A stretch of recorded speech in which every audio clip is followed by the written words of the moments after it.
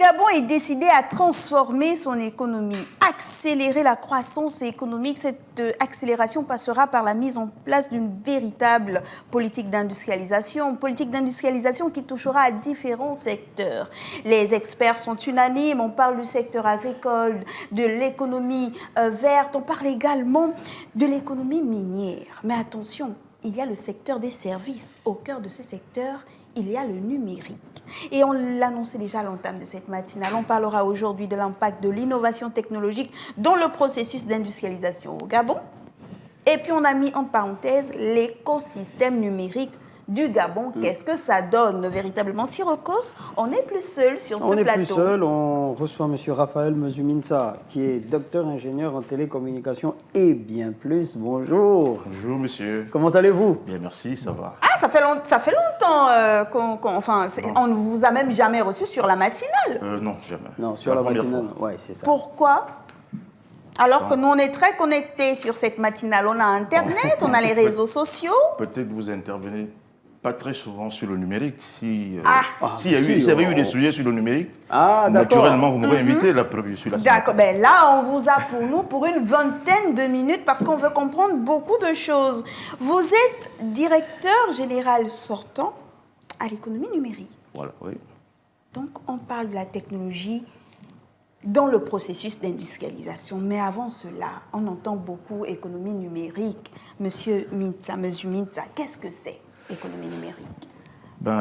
Comme ça veut dire l'économie numérique, c'est faire de l'économie, produire de la richesse à partir du numérique.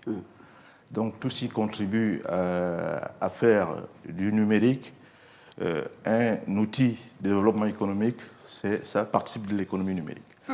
Donc c'est en fait, en termes plus simples, tout ce que nous faisons, la parole, le son, l'image, est transformé en numérique, quel que soit ce qu'on veut faire. Il faut d'abord le transformer en numérique. Et c'est le commerce et l'industrialisation autour de tous ces processus qui constituent l'économie numérique. Ça consiste à quoi de transformer tout ceci en numérique de la façon plus simple? La façon la plus simple, c'est que je suis en train de vous parler. Tout ce que je dis, vous m'entendez en direct, ça se passe entre vous et moi.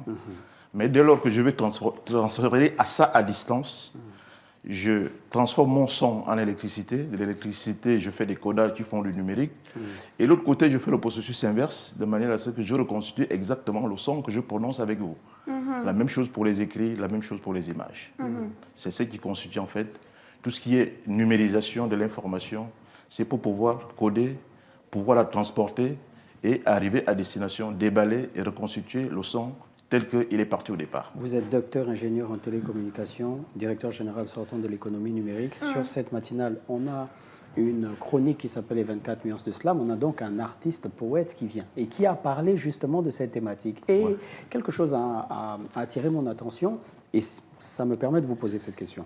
Est-ce qu'il existe un réel écosystème numérique actuellement au Gabon? Ou est-ce que nous sommes en train de construire un écosystème? Bien, en le terme plus simple, vous voyez que les choses marchent au Gabon. En termes de production de l'information, votre mission ici est transmise aux populations, c'est à travers tous ces supports de numérique. Et tous ces supports numériques, tout ce qui se trouve à l'arrière, qui est invisible, est porté par un écosystème. Donc ça veut dire que le Gabon a forcément un écosystème qui est au service du développement économique et du numérique au Gabon. Voilà. On nous prend beaucoup en exemple, Monsieur Mezuminsa, pardon. Pourquoi on nous prend en exemple déjà dans la sous-région, mais aussi sur le continent? On dit au Gabon, en termes de connectivité, de pénétration d'Internet, on est bien. Est-ce que cela parle juste de numérique? Avant de parler de l'écosystème, il faut savoir que le numérique, c'est beaucoup de choses. C'est tout un domaine, c'est tout un champ. Et que là-dedans, c'est comme la santé. Vous avez des médecins qui sont spécialisés, chacun dans son domaine, les cardiologues, les ophtalmologistes, vous avez des infirmiers. Donc le numérique, c'est également tout un domaine derrière, qui va de la physique aux mathématiques, l'informatique et tout le reste. Donc tout ceci est forcément porté par un écosystème qui travaille derrière. Et dans l'écosystème, nous avons des programmes et des stratégies élaborées mais qui ne sont pas définies uniquement par le Gabon. C'est des stratégies qui sont portées au niveau mondial par un organisme international qui s'appelle l'Union internationale des télécommunications, qui relève des Nations Unies. C'est comme l'OMS relève de la santé, l'UIT, l'Union internationale des télécommunications, relève des Nations Unies. Donc c'est cette Union internationale des télécommunications, au travers des programmes, qui définit pour les États quels sont les programmes à appliquer. Sur tous les 4 ans, nous les révisons. Et chaque année, nous faisons des réunions pour évaluer l'état d'avancement. Donc tout ceci ne peut pas se faire sans écosystème. Par rapport à l'écosystème du Gabon, cet écosystème est porté par le ministère de l'économie numérique, en partie, mais également le ministère de la communication, parce qu'ils étaient ensemble. Ça consiste à quoi? Vous avez donc le ministère et vous avez un ensemble d'entités, chacun spécialisé dans ses missions. Les missions, il faut savoir que le numérique se développe à travers des piliers et des objectifs. Donc nous avons un pilier réglementation, donc c'est pour définir les textes, le cadre réglementaire. Un pilier de connectivité, dont vient de parler votre collègue, qui consiste à connecter, à relier et à stocker les informations. Donc c'est le développement des infrastructures. Et un volet qui concerne, comme on disait, la digitalisation, c'est-à-dire transformer tous les processus en numérique pour pouvoir les utiliser après. Donc c'est ça qui constitue un peu la digitalisation à la fois du secteur privé, du secteur public, mais également de la société civile. Alors je ne sais pas s'il y a une partie des réponses de la question que j'avais posée dans ce que vous venez d'expliquer, mais comment est-ce qu'on juge aujourd'hui le poids de cet écosystème numérique au Gabon dans ce processus d'industrialisation à l'heure actuelle? On est en 2025. On est en 2025. L'écosystème est constitué du ministère et des directions générales qui la composent, qui définissent les politiques et qui élaborent la réglementation avec à côté un régulateur qui est l'ARCEP. Ensuite, dans cet écosystème, vous avez un ensemble d'opérateurs qui sont des opérateurs publics chargés de mener les politiques publiques. C'est le cas de l'ASPIN, qui est chargé de gérer les infrastructures, l'État. C'est le cas de l'ANINF, qui est aujourd'hui chargé de la digitalisation. C'est le cas de, je citerai l'ANINF, et du dernier né, qui est le Centre d'innovation numérique, le Gabonais d'innovation. Et en dessous de ça, vous avez l'ensemble d'opérateurs au privé. Les opérateurs tels que Gabon Télécom, tels que RTL, tels que GVA et Canal+, tout ce qui va avec. Donc c'est tout ça, toutes ces hiérarchies-là, les entreprises privées, les entreprises publiques et le ministère est chargé de définir des politiques qui constituent l'écosystème qui porte le programme d'innovation au Gabon et le programme de développement des télécommunications. Et donc on parle du rôle que pourrait jouer le secteur de l'innovation dans le processus d'industrialisation de notre pays. On a cité différents secteurs. Mais on a un internaute qui fait une remarque très pertinente.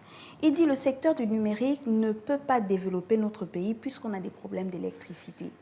Lorsque mon collègue vous demande comment on jauge le poids du numérique dans l'écosystème, vous dites que la réglementation est faite, il y a des ministères qui sont et des organes qui sont là. Nous, on veut voir cette économie numérique, on veut la sentir, on veut se dire en termes de services, cette économie peut représenter quelque chose dans l'économie, le fonctionnement économique général de notre pays pour atteindre la croissance. Donc il y a des soucis d'électricité, même s'il y a les infrastructures, comment est-ce que l'économie numérique peut jouer son rôle finalement? Bon, je dirais qu'il y a des soucis d'électricité, mais même quand il n'y a pas d'électricité, votre téléphone marche. Ah, enfin, tant qu'il est chargé. Votre télévision marche. Tant que c'est vous arrivez à appeler. Donc ça veut dire que nous arrivons toujours à communiquer, même si nous connaissons des problèmes d'électricité. Donc ça veut dire que le numérique, ce n'est pas visible, c'est vraiment du virtuel qu'on ne voit pas, mais qui a ses réalités. Aujourd'hui, imaginez que nous n'ayons pas Internet qui ne fonctionne pas dans ce pays. Vous serez au blackout total. Donc ça veut dire que tant qu'Internet fonctionne, ça veut dire que le numérique fonctionne, mais ça ne se voit pas, ce n'est pas palpable physiquement, mais ça impacte tous les secteurs d'activité de l'économie et du social de tous les États. Donc nous ne pouvons pas dire que les numériques, il n'y a rien, ou bien que ça ne marche pas, ou bien que ça ne fonctionne pas, mais tout ce que nous faisons au quotidien, notre quotidien aujourd'hui est imprégné par le numérique. C'est une réalité parce qu'on ne le voit pas. Ça se passe dans l'air, ça se passe dans les canaux, Ça se passe de manière un peu cachée et virtuelle. Donc c'est pour ça que nous ne le percevons pas. Maintenant, à la question de savoir qu'est-ce que ça peut apporter à l'économie, qu'est-ce que je peux dire? Vous savez que toute l'industrie, les révolutions industrielles se sont toujours accompagnées de développements technologiques conséquents. Nous sommes aujourd'hui à la 4e révolution. La 3e révolution, ça a été l'informatique, l'Internet et la robotique. J'ai le bonheur de faire partie de cette génération de la fin du XXe siècle. Et je suis rentré également au XXIe siècle dans la 4e révolution. Aujourd'hui, qui est l'intelligence artificielle, avec la robotique, l'Internet des objets et tout ce qui est blockchain. Donc ça veut dire que toutes ces technologies, aujourd'hui, nous les intégrons dans notre pays. Et c'est pour ça que vous avez vu récemment, nous avons inauguré le centre d'innovation gabonais d'innovation, le centre gabonais d'innovation. C'est un outil qui va permettre à nos pays et lui donner des outils pour pouvoir s'intégrer et à s'adapter à toutes ces nouvelles technologies et se développer. Donc ça veut dire que cet écosystème s'adapte au fur et à mesure des évolutions pour permettre à notre pays d'être à la hauteur. Quand on dit que le Gabon est bien implémenté, ça veut dire que nous avons pu développer les infrastructures, notamment de fibre optique, pour tout ce qui est canaux de communication. Nous avons su développer les services aujourd'hui qui se font à travers des programmes de digitalisation. Et nous avons élaboré un programme de développement qui est aligné sur les objectifs globaux de l'Union internationale qui nous permet de nous développer en termes de réglementation, de connectivité, de digitalisation de l'administration et également de l'entrepreneuriat. Parce que sans entrepreneuriat, sans cet écosystème entrepreneurial, nous ne pouvons pas réussir. Et c'est pour ça, à côté, nous avons développé ce centre d'innovation qui permet de se projeter sur le long terme. C'est pour ça que, puisque au Gabon, nous retrouvons tous ces outils, que vous verrez que le Gabon occupe vraiment une place de premier choix qui est, en termes de statistiques, le premier au niveau de la sous-région. Et j'ai envie de rester sur ça, pour revenir sur votre 4e révolution, que vous vivez bien, finalement, Monsieur Mezuminsa. L'aspect du numérique met sous les spotlights, met en lumière l'innovation technologique quelque part. La technologie évolue tout le temps. C'est un domaine qu'il faut suivre de très près, sinon on est très vite dépassé. Est-ce qu'aujourd'hui, en termes d'innovation, vous avez l'impression que les entrepreneurs gabonais sur le plan de la technologie et donc du numérique sont inspirés? J'aimerais dire ça comme ça. Et peut-être renforcer les entrepreneurs, oui, est-ce qu'ils sont inspirés? Mais qu'est-ce que les pouvoirs politiques mettent en place? Là, vous avez parlé du centre, mais avant ce centre. Parce que pour que les entrepreneurs soient inspirés, il faut que les pouvoirs politiques mettent en place un climat qui peut donner envie de aller dans ce sens-là, de l'innovation, de la création et tout ça. Qu'est-ce qui est fait aussi? Bon, donc je peux vous dire qu'en matière de politique publique, nous avons le projet e-Gabon de transformation numérique du Gabon, que nous développons depuis 2015. Ce projet d'innovation, pour citer un cas concret, a donné naissance à la société que vous entendez parler, Société d'incubation numérique du Gabon, la SING. Dans le cadre de ce programme, la SING est là, c'est pour développer l'entrepreneuriat numérique, encourager les startups à se développer pour s'approprier ce secteur-là. Et comme je vous l'ai dit, en 2023, 2024, il y a eu une nouvelle orientation politique au niveau de l'Union internationale qui a voulu qu'on développe l'entrepreneuriat, mais également l'innovation autour de l'intelligence artificielle, autour des blockchains et de toutes les technologies émergentes. On a décidé de créer dans le monde 18 centres qui est chargé d'accompagner les pays et les régions. Et le Gabon a été un des pays choisis pour habiter l'un de ces centres. C'est le centre dont je vous parle, le Centre gabonais d'innovation. Ce n'est pas un centre gabonais, mais c'est un centre gabonais arrimé à un programme global et mondial au niveau de l'innovation. C'est vous dire quoi? C'est dire que l'innovation, nous sommes au niveau mondial, au même niveau. Nous découvrons tous au même moment l'intelligence artificielle. Nous découvrons tous au même moment la blockchain. Certains pays sont plus ou moins en avance, mais ces programmes de développement sont définis, comme je l'ai dit, dans le cadre des Nations Unies, à travers l'Union internationale des télécommunications. Si nous avons cette année mis en place un centre gabonais d'innovation, arrimé sur l'UIT, ça veut dire que nous apprenons en même temps que les autres, nous nous adaptons en même temps que les autres. Donc le Gabon aujourd'hui a des outils pour pouvoir s'intégrer dans cet environnement-là. Donc c'est pour répondre à votre question. Est-ce que nous avons prévu des choses en termes de politique de développement? Oui, le centre d'innovation est là. Il vient compléter ce que faisait déjà la SING, Société d'incubation numérique, en termes d'entrepreneuriat. Parce que sans écosystème entrepreneurial, sans l'innovation, sans toutes ces start-up, la transformation numérique de notre pays n'est pas possible. Mais comment on pousse ces entrepreneurs, ces acteurs du numérique au bout de leur retranchement? Tenez, en 2021, du 7 au 13, le Gabon organisait le concours national de l'invention et de l'innovation technologique. Ça nous permettait donc de voir justement des personnes assez inspirantes dans l'univers de la technologie. Aujourd'hui, on a le Centre gabonais de l'innovation, donc le CGI, qui est un organe, qui est un instrument justement qui permet de mettre en lumière ces entrepreneurs-là aussi. Mais aujourd'hui, quels sont les mécanismes qu'on met en place, à part ça, pour découvrir et pour mettre en lumière justement ces Je pense que de manière globale, le gouvernement a une politique définie en matière de développement des petites et moyennes entreprises qui est portée par le ministère des PME. L'écosystème d'innovation numérique a mis en place l'incubateur numérique qui est la SING. Là, c'est par rapport aux politiques publiques. D'accord. Mais ne voyez pas que la SING, à côté, nous avons tout ce qui est innovation privée également. Il y a des écoles, l'école 241, il y a des ONG qui font exactement la même chose pour pouvoir émuler et stimuler un écosystème entrepreneurial numérique au niveau du Gabon. Je prendrai par exemple l'année 2019-2023. Avec la SING, nous avons pu lancer à peu près 79-80 PME en termes d'innovation dans le numérique. Donc ça veut dire qu'il y a un travail qui se fait. Peut-être qu'on ne communique pas suffisamment dessus. Les structures sont mises en place à la fois par les autorités publiques, mais également avec un écosystème privé qui se développe autour. Voilà. Donc on est vraiment dans ces startups qu'on essaie de soutenir, parce que sur ce plateau, effectivement, on a plusieurs fois reçu M. Yannick Ebibié, qui revient sur le bilan à chaque fois de la SING. Oui, on ne voit pas le numérique, mais on voit la technologie. Oui. Dans d'autres pays, la technologie est à chaque coin de rue. Lorsqu'on parle de numérique ou de technologie au Gabon, on est beaucoup trop dans le service. Dans l'agence de transport qui aura une application, vous pouvez nous joindre et tout ça. Dans mon ministère, on peut faire rapidement un mail et puis utiliser tel logiciel. Mais la technologie, c'est dans l'agriculture, c'est dans la pêche, c'est dans l'élevage.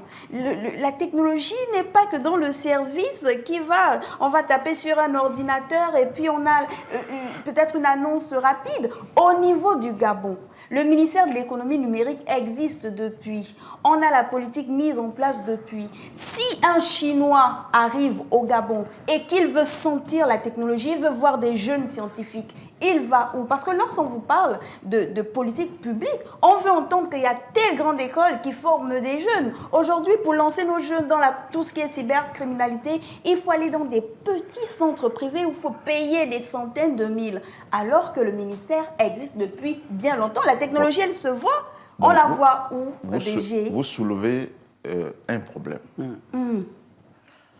Le problème de l'alignement du Gabon au niveau de la stratégie de l'UIT, l'Union internationale des télécommunications. Je dirais simplement que jusqu'en 2019, le Gabon n'a pas été aligné sur les stratégies de l'Union internationale des télécommunications. On ne participait pas aux réunions, on n'avait pas les moyens. Les politiques n'existaient pas. On a développé quelques secteurs en termes numériques, mais comme je l'ai dit, nous développons les télécoms sur un plan strictement mondial, orienté globalement par l'Union internationale des télécoms. Les piliers dont je viens de vous citer de développement aujourd'hui, ces piliers de développement sont mis en place depuis 2023 seulement. Avant, ça n'existait pas. Donc ça veut dire que nous sommes dans une situation de restructuration et de remise à niveau de l'économie numérique au Gabon, en structurant d'abord le cadre de gouvernance de toute cette infrastructure. Vous avez vu qu'on a lancé depuis cette année tout ce qui est digitalisation de l'administration à travers le projet Gabon Digital qui est porté par la NINF aujourd'hui. C'est parce que nous avons su mettre en place le cadre global de gouvernance de la stratégie du numérique au Gabon. Comme je l'ai dit, elle est sur 3-5 piliers. Le premier, c'est la gouvernance, tout ce qui est réglementation. Il faut la développer parce qu'il n'y a pas sans réglementation, comme vous dites, rien ne peut être visible parce que ce n'est pas structuré. Il faut la connectivité et la développer. Développer la connectivité, c'est développer les infrastructures numériques de fibre optique comme on l'a fait. C'est également développer les centres de stockage de données qu'on n'avait pas. Donc vous voyez que récemment, le chef d'État vient à peine de signer un contrat pour implémenter au Gabon un centre, un data center. Donc sans data center, nous ne pouvons pas faire la donnée parce que la matière première de l'industrie dont vous parlez, pour rendre visible, c'est d'abord la donnée. Nos données n'existent pas, nous ne les avons pas. Donc il faut d'abord mettre en place ce data center pour pouvoir stocker nos propres données et à partir de là, les utiliser pour pouvoir rendre visible tout ce qui est numérique. Donc ça veut dire que le processus est en cours, il a démarré et vous avez même vu que cette année, on a inscrit au titre des priorités le développement numérique, l'accès à l'information comme une priorité fondamentale dans notre loi fondamentale. Donc aujourd'hui, accéder à l'information est un droit républicain. C'est un droit inscrit dans notre Constitution. Nos données n'existent pas ou nos données ne sont pas protégées et gérées par nous-mêmes? Bon, elles peuvent exister tant que ce n'est pas chez nous. Elles sont où chez nos nous. Données? Bon, elles sont éparpillées dans le monde parce que nous n'avons pas de stand de stockage. Mais comment nous... D'accord. D'accord. Donc ça commence par mettre en place ce stand de stockage. Nos données seront chez nous. Et à partir de là, nous pouvons développer une vraie politique de développement du numérique chez nous. J'allais même vous poser la question de savoir quels sont les défis aujourd'hui, finalement, à la pénétration de cette technologie. Justement, parce que là, on sort du forum économique voilà. et on attend beaucoup du ministère de l'économie numérique. On veut accélérer les choses, atteindre une croissance à 2 chiffres. Et on se dit, oui, à part l'agriculture, les mines, le pétrole et tout ça, il y a le ministère de l'économie numérique. Qu'est-ce que les autorités attendent de ce département-là maintenant, là, sous la Ve République? Ce qu'on attend de ce ministère, c'est ce qui est en train de se faire. D'abord, s'assurer que nos données sont chez nous. Un centre de données. Le centre de données, ça nous permet d'avoir toutes nos données sur le territoire national. Une fois nous les avons, et pour les avoir, il faut l'électricité. Vous voyez que l'électricité, on est également en train d'élaborer les programmes pour l'avoir parce que le numérique consomme énormément l'électricité. Sans cette électricité, nous ne pouvons pas monter des data centers. Donc vous voyez que c'est maintenant que ces choses se mettent en place et ce qui permettra au numérique vraiment de décoller. Mais nous avons anticipé, comme je l'ai dit, en prenant chez nous un centre d'innovation. Parce que c'est celui-là qui permet à l'État et qui donne à l'État les moyens de se développer et de s'adapter à ce contexte. Donc ça veut dire que nous sommes désormais sur la rampe de lancement pour pouvoir avancer dans ce sens-là. Voilà. Monsieur Mezoui Mintsa, l'urgence est là. Parce que le jeune Gabonais, quand il veut savoir comment on crée un robot, il est obligé d'acheter ou de demander à ses parents de se connecter, d'aller payer la box parce qu'il va suivre ce qui se passe en Chine ou au Japon. Le numérique, c'est aussi une culture. L'excellence est une culture parce que la technologie exige l'excellence. Et l'excellence ne part pas dans d'abord la création des data centers. Ça part aussi depuis l'école primaire, depuis la maternelle, les lycées, les centres qui motivent. À chaque coin de rue, on va voir un robot, même traditionnel. On va voir la création des voitures qu'on avait dans nos villages. Donc, en attendant qu'il y ait le data center, monsieur le DG, maintenant, quel est le message qu'on passe à la jeunesse pour dire le Gabon sera un hub technologique dans très bientôt? Bon, le message que je voudrais passer à la jeunesse, c'est qu'aujourd'hui, nous avons un centre de professionnels spécialisé dans le numérique qui est en CAC. Aujourd'hui, nous avons un centre d'innovation numérique qui permet de développer les compétences et de donner des qualifications aux jeunes qui désirent se développer et s'intéresser au domaine. À côté, nous avons déjà la société d'incubation numérique pour accompagner ceux qui sont déjà dans l'entrepreneuriat et les aider à évoluer. Tous ces mécanismes sont en train d'être renforcés par un accompagnement avec les autorités qui gèrent les aspects d'accompagnement financier avec les investissements pour leur permettre de pouvoir être accompagnés. Au niveau des écoles, c'est vrai ce que vous dites, nous n'avons pas formé dans les écoles spécialisées des télécommunications depuis plus de 20 ans. Et nous devons programmer un programme de formation de nos ingénieurs. Je fais partie de la dernière génération qualifiée des ingénieurs télécoms dans notre pays. Nous devons pouvoir former cette jeunesse, pouvoir les qualifier et les envoyer dans les écoles spécialisées des télécommunications. N'importe comment, sans ça, nous n'y arriverons pas. Il y a le centre d'innovation, mais c'est pour un niveau de formation donné. Il faut des ingénieurs de haut niveau. Il faut les recruter, les envoyer dans les écoles de formation spécialisées. C'est ce que je peux dire à ce niveau et ce que je peux dire pour les autorités, que nous devons encourager la formation pour pouvoir démarrer, parce que l'homme est au centre de tout. Merci beaucoup, Monsieur Raphaël Mezu-Mintsa. On rappelle que vous êtes docteur ingénieur en télécommunications, mais également directeur général sortant de l'économie numérique. Mais aussi, maintenant, vous parliez du centre, vous avez un nouveau profil. Je suis depuis janvier dans le groupement d'intérêt public, qui est un groupe créé par Télédiffusion du Gabon. C'est pour pouvoir développer tout ce qui est télévision. Et par la Poste pour améliorer les services postaux. Mais c'est un nouvel opérateur global mis en place par l'État, justement pour régler tous ces problèmes que vous venez de soulever en termes de souveraineté numérique du Gabon et en termes de développement de la connectivité. Parce que nous avons en charge le service universel. Voilà, pour que nos jeunes arrêtent d'aller sur les réseaux sociaux pour faire des challenges musicaux ou des trains de TikTok. Il va falloir qu'on inonde les réseaux sociaux de tout ce qui est développement technologique. Parce que même de façon subliminale, on peut imposer l'excellence à nos enfants. Merci beaucoup, Monsieur Raphaël Mezu-Mintsa. On vous raccompagne. Déjà, on se dit à très bientôt. Vous viendrez encore nous avec plaisir. Tant que vous m'inviterez, je viendrai. Il y a beaucoup à partager. Oh, mais on va rester connectés, une chose est certaine. Petite transition et puis derrière, l'invité de la matinale avec Christelle Amandjou.